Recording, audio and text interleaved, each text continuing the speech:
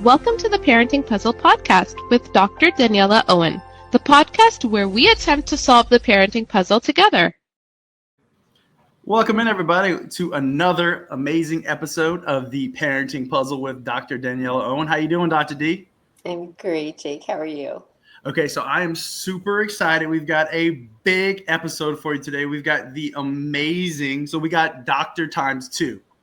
So now I'm definitely the normal person in the room today, but we have got obviously the amazing Dr. Owen with us, who is our star of the show, but coming in today to share her insight, to grace us with her presence, is the amazing Dr. Russell. So Dr. Russell, we just want to say before we get going, thank you so much for joining our podcast. We're so excited for this conversation and kind of starting this partnership with you. How are you doing today?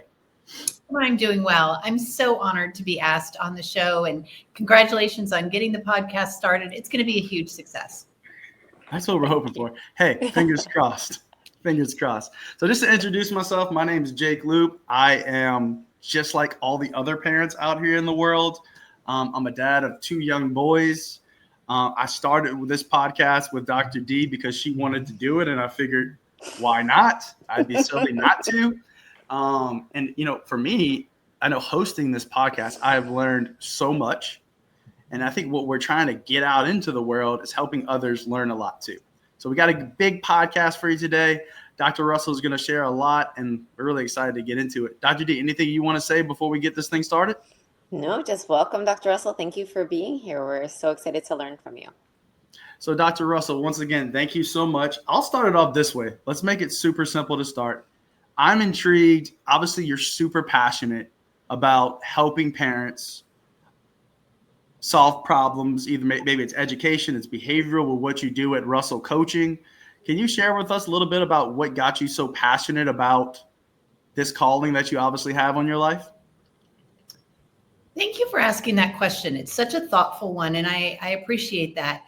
I think that I've been working with kids and families where there is a child with autism or ADHD or learning differences for about 16 years. And for me, I would say, you know, it wasn't so much that I could relate personally. I don't have either one of those 2 conditions. But as a kid, I definitely felt like the odd girl out. I felt like the person who didn't belong. And so when I sort of moved into this space of helping people directly, my heart was just really touched by parents who were concerned about their kids not fitting in, their kids not having friends, their kids feeling lonely at school. And so I'm not sure I've ever been asked this question exactly the way that you asked it, but when it comes down to it, I think that's really what makes me passionate about this. Is there are so many kids, including myself as a child, who feel alone or lonely, either in their family or at school or in their neighborhood. And as you know, at Russell Coaching, we work specifically with kids who are atypical, and kids who are atypical in one way or another often feel exceptionally lonely or isolated. A bit about like your parenting journey. I know that you have 2 kids of your own, and maybe that kind of feeds into, and you don't be as specific or unspecific as you want to be, but I'd love to hear more about your parenting journey and some of the challenges you face as a parent. Yeah. So I am the mom of 2. Both are teenagers right now. And we've had, I would say, a long, hard journey. And I think that sometimes we complain a lot about parenting, but I don't know if we're honest and authentic about what are the real challenges and how did it affect us personally. And so parenting has been wonderful. I wouldn't give it up for the world. And I love my kids. And there have been some really difficult things. So both of my kids are identified as having ADHD, autism, and anxiety. They're both also very bright and very successful in school. But our journey hasn't been typical or ordinary or, I'm not sure anyone uses this word anymore, but normal. I think as the years have gone by and we've been able to figure out, together with therapists and psychiatrists and medical professionals, exactly what their makeup is and how to view that, it's gotten easier. But I think that, raising kids is challenging these days for a lot of reasons that have to do with how our culture and our society is set up. And those issues are only more severe when you're raising a child with any kind of special need, including kids who have ADHD, autism, other neurodevelopmental disorders. So I will say also that one of the nice things about having a rough time when they were kids is I'm actually really appreciating the teenage years. I'm really loving watching them emerge out of the cocoon of childhood, developing opinions, ideas about what they want to do. So that's been a really interesting aspect of the parenting journey in the last few years. But again, I feel like sort of the odd one out because everyone else is like, oh, teenagers. I'm like, yeah, they're kind of cool, aren't they? That's awesome to hear that you're having that experience. And I do love that explanation you gave of how sort of the juxtaposition of not having diagnoses, but knowing that there was something going on and trying to get the help before you're sort of on the right track with getting some of those needs met and helping your kids sounds like it felt really challenging. And, once you kind of got on that track and things are moving in the right direction for your family, being able to just enjoy each other more because some of the obstacles sound like they've been kind of moved out of the way, or at least you have a path forward for how to handle them. So that's really cool to hear. It brings up for me that parenting distress is one of the biggest challenges for parents, managing your own distress when your kids are uncomfortable, making a mistake, having a hard time with something, whether your kid is 1 or we'll say 17 because that's typical, but I think like 44, it doesn't really matter how old your kid is. If they're in distress, it's really hard for parents.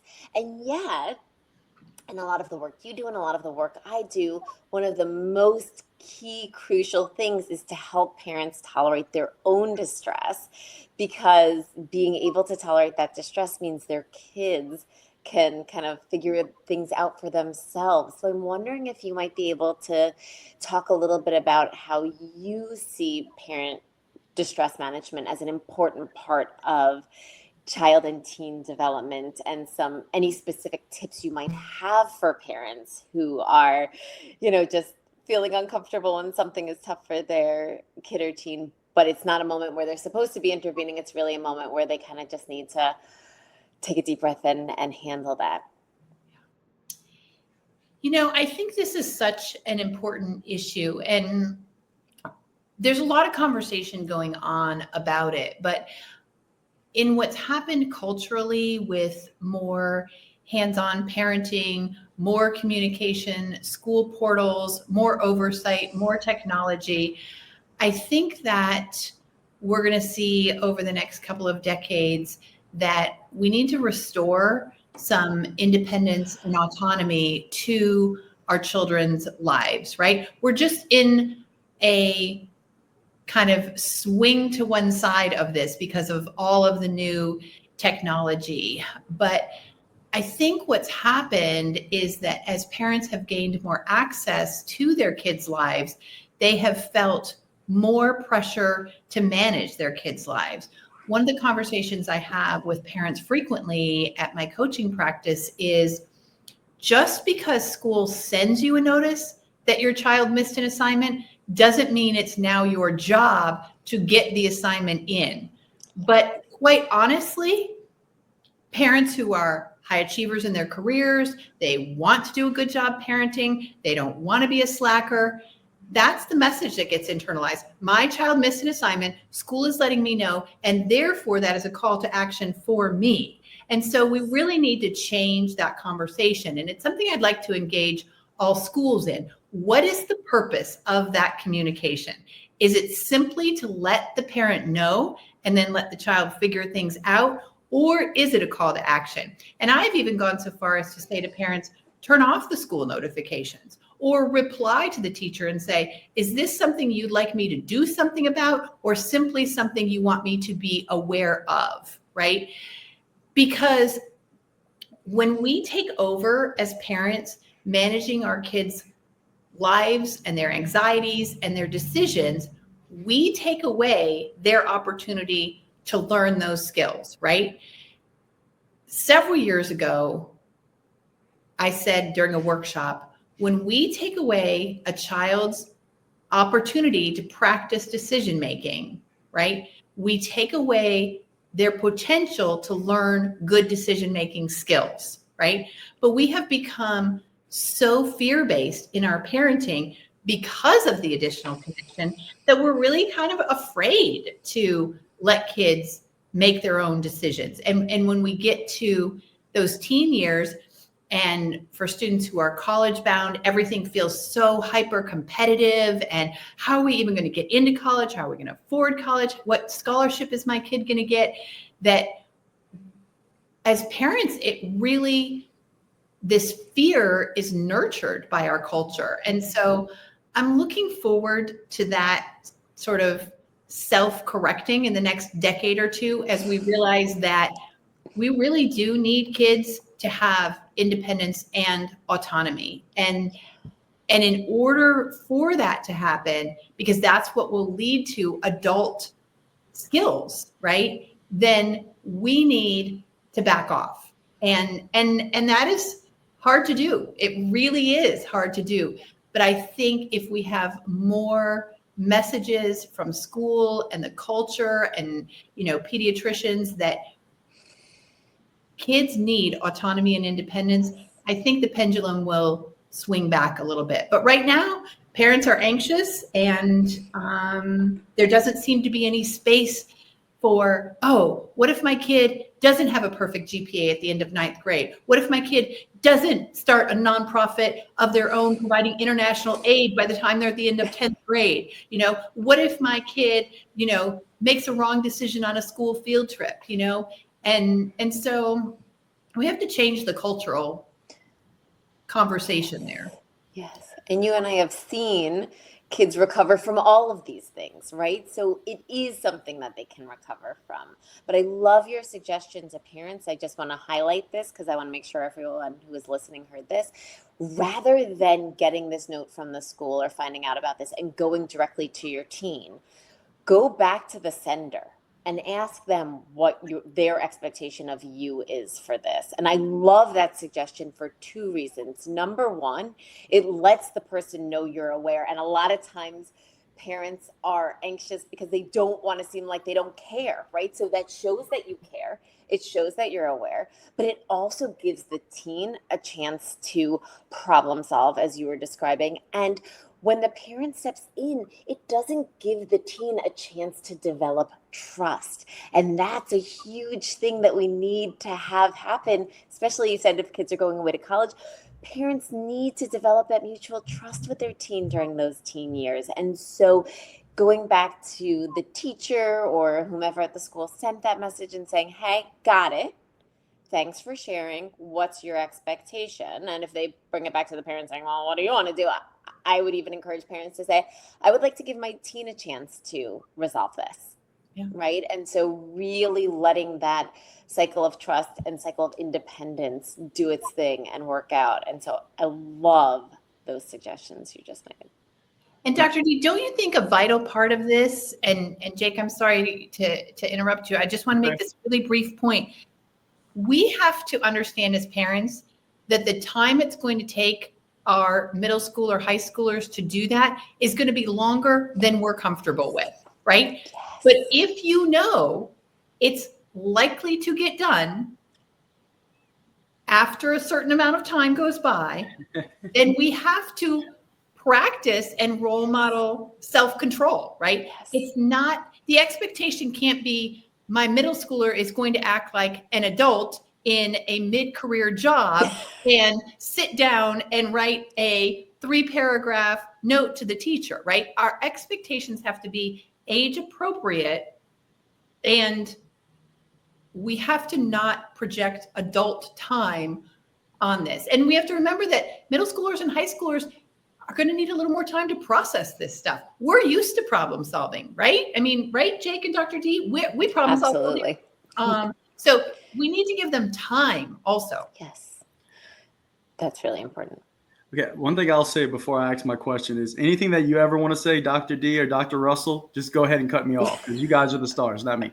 But I was curious about one thought as a parent. So I think a lot of parents have this fear. They want to like shelter their teens and their kids from everything. Like they don't want them to fail and feel a consequence, especially if we could swoop in like, oh, I'm going to come in as the dad and save this. But like, so I think what I hear you're saying, and I just want to clarify for the audience, is if they make a choice and get a natural reward or a natural consequence of maybe getting a bad grade on that assignment because they didn't do what needed to be done, that's not our job to fix that. You know what your job is during that time? Is to help them be reflective about the choices they're making, right? Mm-hmm. Sounds like you might not think this is so important. I'd like to kind of understand what you're thinking.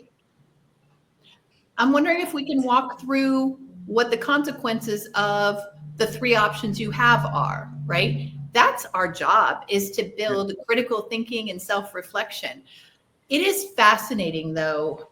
There are so many social media groups and sites where there are adult parents who every day come on these Facebook groups or social media sites and they say, my adult child, whatever, my adult child won't go to the dentist. My adult child won't renew his car insurance. My adult child missed his final in college. What should I tell him to do? And I don't participate much in that, but what I always want to say is, this is not your job to figure out for your 18, 19, 20-year-old. And if the consequence is that they have to have 2 teeth pulled, or the consequence is that they get pulled over and they don't have insurance, or the consequence is they didn't set their alarm correctly and they get an F on the final, like all of those things, to Dr. D's point, they are things we can recover from. And the experience of building resiliency and better choices is so valuable. And the learning research teaches us that we learn more from our mistakes than our correct responses, right? So if you miss that final and you are miserable and your GPA suffers and you care, you're just going to work harder next semester, right? Or you're just going to go into your advisor and say, what can I do about this? How can I improve this? How can I resolve this in some way to help make a change? And if you don't care, then that's a good time for the parent to ask, then why are you taking these classes? Then why are you doing this major, right? And that's really, and I love that question because sometimes it's like, I don't want to. I felt like I was supposed to. Oh, now we can have another question about what you really want to do. And sometimes there's a discrepancy between what I want to do and where I'm headed, right? So like, I want to just hang out with my friends, and I also am planning to apply to all the Ivies. And it's like, that's cool. But unless you just go into all your finals without studying and get A's, that's probably not a good goal for you if that's how you want to spend your time. And that's okay. Either we need to revisit the goal or we need to revisit how you're spending your time. And through a conversation, you can help bridge that discrepancy for a teen who might just be idealistic or who really might not be able to see those steps in between because either their brain doesn't work that way or they're not fully developed to figure that out yet. And so those are the kind of conversations that can really be the help that parents can offer, not just hounding their kid to get the assignment in. Yeah. So Dr. Russell, you have teens. I do. As you said, and I don't want to say I'm fearful about the teenagers segmentation of my life that I have coming up here shortly, I guess, in like 6 years. And we've been talking a lot about building trust and building personal autonomy with our kids and our teens. Do you have any suggestions or thoughts about best practices to help our kids that are 9, 10, 11 as they're getting to be older Good question. to kind of develop that personal autonomy and taking responsibility for the choices that they make? Great question. Love it. Great question. I think one of the things that I always encourage is spend one-on-one time with your child doing something they enjoy. When they're younger, we call that special time. We call it, mom time or dad time. But I think it becomes just as important in middle school as, this adolescence is starting to build, so if it's something like, they love hamburgers, go to all the cool hamburger joints, in your town. It doesn't have to be complicated. It doesn't have to be expensive. But I think that one-on-one time between parent and child is so valuable, especially if your two kids have really different interests, or if there's an age gap, or there's a developmental gap. So that's my first, I guess, tip or piece of advice. And the other thing I would say is get in the habit of asking questions and waiting for a response. Like, what do you think it's like to be a manager at McDonald's? What do you think it's like to be a firefighter in LA right now? What do you think it would be like to be a parent someday, right? Get in the habit of asking these hypothetical questions that stimulate your kids' thinking. I think the stage you're about to move into, Jake, is when the anxiety builds up and we want to give the answers because we want our kids to do the right thing, because then it will look good for them and it will look good for us. But I think one-on-one time and asking kind of deep, interesting questions. And there's all kinds of these great question kits that you can find online. I love them, questions for families, questions for teens, questions about people who love to travel. I love those. We probably have 6 or 8 sets at my house, and we'll leave them on the dinner table and pull them out. So one-on-one time, asking questions, and then consciously not solving problems. Like, okay, well, yeah, I can see where that might not feel good. What are some options? And that's hard for me because I love to solve problems. Don't you know? I love it feels so good to solve a problem. Yeah. I love solving problems. But let me ask you this question, Dr. Russell, because I think if you're setting things up the way you're describing, I think that it's developing this mutual trust and connection such that when your child or teen has a problem, they will maybe come to you for help. And there's a huge difference between jumping in and solving in response to your teen saying, this bad thing happened, I need help, I don't know what to do, right? Because then you're working together with them and you're not saving the day. And, you're not rescheduling your 33-year-old's dental appointment, right? Like, you are helping them build the skills themselves with support, which is totally age appropriate for kids and middle schoolers and teens and the college students and all of that. They're going to need that help so that when they are adults, they know what to do, right? So would you say that that's sort of the difference there? Absolutely. We want to be involved, right? I mean, I love reading those reminders, when I'm on the computer and it says, when something happens to my child, I want them to say, oh my gosh, I just got in a car accident. I have to call my mom. She'll help me, as opposed to, oh my gosh, I crashed the car and I can never go home again. Right. I want that relationship with my kids where I'm the first one they call if something bad is happening at a party, or if something horrible has happened to them, or they've made a really poor decision. Our world is really complex these days, and technology makes everything happen very, very immediately. So absolutely, Dr. D, we want to be the ones they come to, but it's just as you're saying, it's the fact that they're seeking us out because they trust us, because we have been a valued advisor.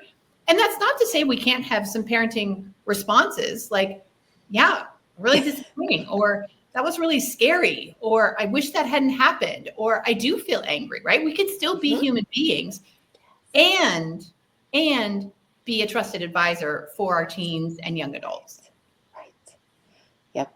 I think that's really good. really key. That's really, really key. I just want to highlight one other thing that you said before, because I don't want people to miss, and I think was really something that parents constantly are wondering about, which is you suggested having these conversations, thoughtful conversations, but they weren't personal to your child. And I think that this is a place, both if you have a teen who's kind of doing the back off stuff, asking them all kinds of personal questions, and it's not resonating, or they're not wanting to share that information, could make parents feel distant from their teens. But you can still learn how your kid is thinking without asking about them. And parents always want to know, well, what did you learn today? What did you do today? And sometimes kids are like, I've had enough of my day. I don't want to think about my day. I didn't have a great day, or this thing was annoying, or I don't want to talk about it. So asking them how they think it must feel to be a firefighter right now in LA, topical to the news, for example. Well, that one's a little bit heavy, but it can also be a lighter one. What do you think it feels like to win an Olympic gold medal, right? You could be both sides of the spectrum, but being able to ask those questions that are thoughtful and thought-provoking and interesting and engaging, but don't necessarily have to be personal. And I think sometimes parents take it personally when their kids don't want to get personal, and sometimes their kids have just had enough of their day, right? I think sometimes we have had enough of our day, and maybe our partner asks us like, how was your day? And you're like, enough of that day. I'm ready to talk about what was going on the TV show or something, right? So being able to have good conversations, if your kid doesn't necessarily want to talk about themselves, that doesn't mean no more deep conversations, everything's superficial, we barely communicate anymore. It's like, just go about it a different way. And I think that was a wonderful suggestion you made. And there are so many of those great question packs that can teach us as adults how to ask questions that aren't, how was your day? What did you do? Do you have any homework? I mean, really, every kid from today forward will be just fine if they never get asked, do you have homework? They really will be. And so Are you sure? I am sure. I'm 100% sure, Jake. I am. I am. Yeah. We need to be building connection, right? And those deeper questions build connection. And then sometimes we just need to be having fun, like forget asking your child how their day was. Let's just go get ice cream or French fries. Yeah. Yeah. Have you ever done ice cream and French fries together? Oh, yes, we have. Oh, yes, we have. Not a bad combo. And I had no idea Dr. D knew my mom rescheduled my dentist appointment the other day. How did you know that? That's crazy. We're friends. My gosh. She texted me, Jake. Oh, like, what God. do I do when my kid missed my adult child? I said, just reschedule it for him. He's busy. We've got this podcast. Come on, help him out. Yeah. Dr. Russell, once again, this was amazing. I learned a lot. I really did. Is there anything you would like to share with our audience before we let you go? Anything, last tips, tricks, anything like that you'd like to share? I think in general, when I'm working with parents and when I'm thinking about my own parenting, I'm always trying to value having trust in my child that they can handle this, right? And trust in my child that they can handle adult level conversations, right? And sometimes it's really easy for us to feel safer as adults when we don't have adult level conversations with our kids. And if I can just wrap up with this quick story, my daughter has a couple of friends, both of whom have had some intensive mental health treatment. And my daughter was 13 when this happened with the first friend. And I really did have sort of a desire to kind of bury my head in the sand. Like, I don't want to talk about inpatient hospitalization at 13 with my daughter, but we have to remember they already know, right? They know, they're thinking about it. And so I kind of got really uncomfortable and I said, how are you feeling about your friend being, inpatient, for her depression.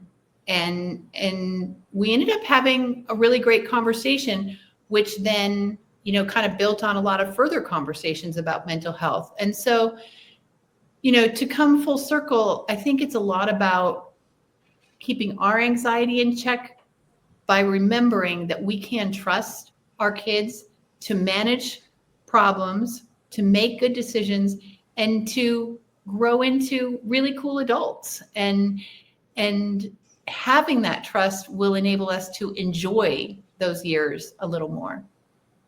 Yeah, I love that. Awesome. You know what else I thought when you were saying that? If you don't have that hard conversation, somebody else might have it, or might be having it with them. So yeah, that's an amazing point. Hey, Dr. D, you ready for my favorite segment?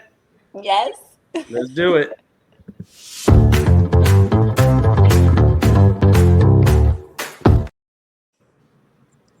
Okay, so the last word for today. I think my biggest takeaway is that a lot of the time, good parenting looks like tolerating being uncomfortable. And that might mean your child has messed up and you're not jumping in to save the day and solve the problem without giving them a chance to do it on their own. It might look like not immediately grilling them if you find out something from school or someone else that's happened, and giving them a chance to work through it or come to you. It's about making yourself available to them in a way that they can talk to you about things. It's about, if they don't immediately want to come to you and share personal things, that you still have interesting, thought-provoking, deep conversations with them to show them that you're there to listen and be available, and that hopefully that then paves the way for them to come to you when they need you and want your help or advice on something. So being able to handle the stress of being a parent, being able to take those deep breaths and just sometimes be uncomfortable, gives your kids a chance to solve their problems and develop the independence they need to really function well as young adults and full adults. And then my last word is that I need to go out and dip some French fries in ice cream, because I never thought to do that. But apparently, majority rules, and that's delicious. And I love both those foods, so that too. I think your kids might enjoy it more than you, Dr. D. I don't know. Dr. Russell, you're amazing. You're now my second favorite doctor that I know. Thank you. That's so kind. You guys are fun. And this is good, rich conversation. I've loved being on the podcast. Yeah, we loved having you. I'll just wrap us up with this. We love doing this podcast. One of the best ways that you can help the Parenting Puzzle podcast out is check us out on Spotify, Apple Podcasts. Check out Dr. D's YouTube. It's on there, along with all kinds of amazing other little tips and tricks that Dr. D posts. Obviously, Dr. Russell, you've got some amazing resources and things that you're putting up there and things that you're getting out in the world at Dr. Russell Coaching, right? Yep, so, russellcoaching.com, and on Instagram, we're Russell Coaching LLC. So hook up with us on social media, take a look at what we do on the webpage, and if we can be of assistance doing parent coaching or training or teacher workshops or working with your adolescent, we'd love to help. So russellcoaching.com is where you can find out information about us. Wonderful. Thank you so much. I need some help, so I might be calling. But yeah, check us out, YouTube, Spotify, Apple Music. We're also looking for people. We love to have doctors like Dr. Russell on the podcast, but we also want like regular parents that are more like me to come on and ask Dr. D some questions. So feel comfortable to reach out to us so we can get you on the podcast. Dr. Russell, you're amazing. Dr. D, you're amazing. You guys have a great day. Thank you. Take care. Thank you both. Thanks for tuning in. We hope you enjoyed today's episode.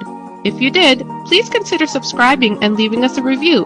It really helps us out and lets others discover the show.